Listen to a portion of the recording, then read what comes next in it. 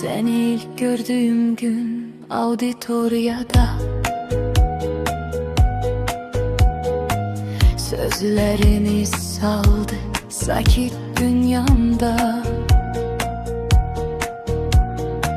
Müellimim oldun, öğrettin hayatı. Sonra sevgiye döndü o bağın adı. Sen hemişe sabit, güçlü ve degir. Kalbin saf, niyetin hemişe temiz. Ne kadar çetin olsa yolumuz bizim. Sözüne sadık yoldaşım benim. Bu dünyanın o başında biz ikimiz.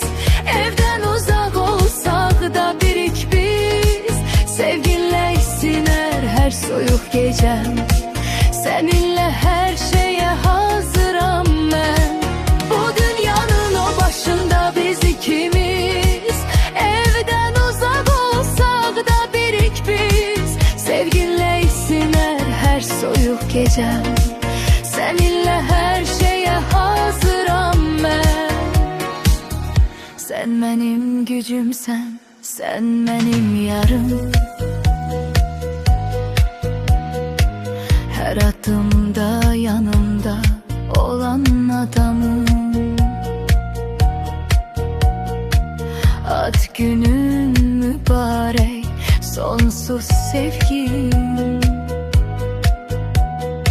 Seninle bu hayat yolu yoldaşım.